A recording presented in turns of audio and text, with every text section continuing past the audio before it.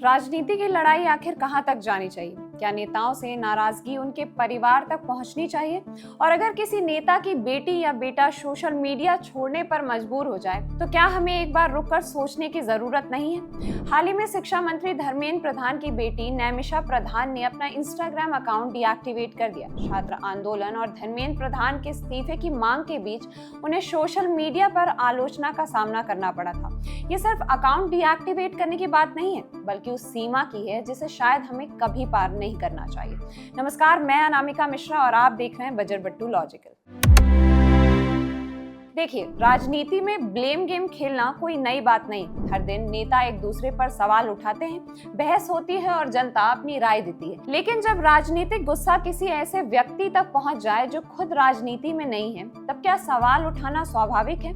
ऐसा ही एक मामला इन दिनों चर्चा में। दरअसल केंद्रीय शिक्षा मंत्री धर्मेंद्र प्रधान की बेटी नैमिषा प्रधान ने अपना इंस्टाग्राम अकाउंट डीएक्टिवेट कर दिया। पिछले दिनों उन्हें सोशल मीडिया पर बड़ी संख्या में ट्रोलिंग और ऑब्जेक्शनेबल कमेंट्स का सामना करना पड़ा। इसके बाद उन्होंने अपना अकाउंट बंद करने का फैसला लिया।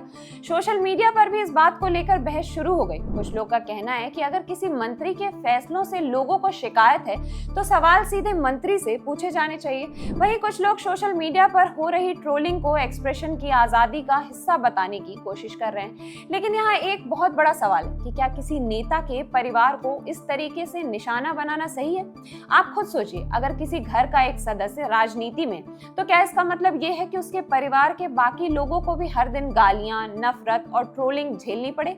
शायद नहीं, क्योंकि हर इंसान की अपनी एक अलग पहचान होती है। किसी नेता का बेटा, बेटी, पत्नी या माता पिता जरूरी नहीं कि वो राजनीति का हिस्सा हो, जरूरी नहीं कि वो हर फैसले के जिम्मेदार हो। और अगर वो राजनीति में नहीं है तो उन्हें सिर्फ रिश्ते की वजह से निशाना बनाना क्या सही माना जा सकता है? सोशल मीडिया ने हर किसी को अपनी बात रखने की ताकत दी है, ये बात बहुत अच्छी है।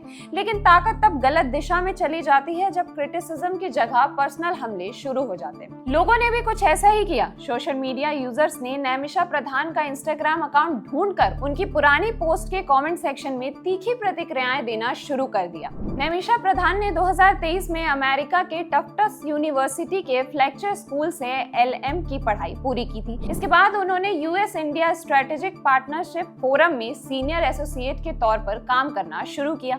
अब लोगों ने उनका इंस्टाग्राम अकाउंट ढूंढकर वहां कमेंट करना शुरू कर दिया है। किसी के पर्सनल अकाउंट पर नफरत फैलाना कहाँ की इंसानियत है? मान लो आप कहीं जॉब करते हैं और आपके साथ कभी कंपनी में कुछ होता है और कंपनी उस बात के लिए आपकी फैमिली को ट्रोल करने लगे, तब आपको कैसा लगेगा? तब आप एथिक्स की बात करेंगे। तो फिर यहाँ एथिक्स कहाँ गए?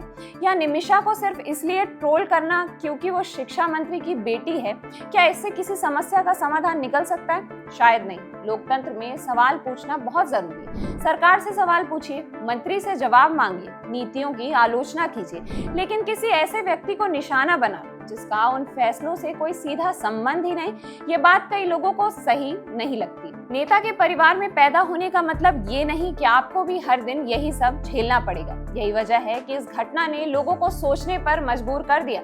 ये सिर्फ एक इंस्टाग्राम अकाउंट डीएक्टिवेट होने की खबर नहीं, ये इस बात का संकेत भी है कि सोशल मीडिया पर हमारी भाषा और व्यवहार कितना असर डालती है। कई बार लोग गुस्से में कुछ भी लिख देते हैं, लेकिन स्क्रीन की दूसरी तरफ भी एक इंसान होता है जिसकी अपनी एक फीलिंग्स होती है, जिसका अपना एक परिवार होता है। इस पूरे मामले में राजनीतिक बहस अपनी जगह है। अगर किसी को शिक्षा नीति पर सवाल उठाने, अगर किसी को मंत्री के फैसलों से असहमति है, तो लोकतंत्र में उसके लिए पूरी जगह है। लेकिन उस बहस को परिवार तक लेकर जाना बिल्कुल भी सही नहीं है। देखिए, मतभेद और नफरत में बहुत बड़ा फर्क होता है। क्रिटिसिज्म और पर्सनल अटैक में फर्क होता है, और शायद यही फर्क हमें याद रखने की जरूरत है। क्योंकि आज मामला किसी एक नेता के परिवार का है, कल यही किसी और के साथ भी हो सकता है। सवाल उन लोगों से पूछे जाने चाहिए जो फैसले लेते हैं, उन लोगों से नहीं जिनका इन फैसलों से कोई सीधा संबंध नहीं। देखो, राजनीति अपनी जगह और इंसानियत अपनी जगह होनी चाहिए। अगर किसी नेता से नाराजगी है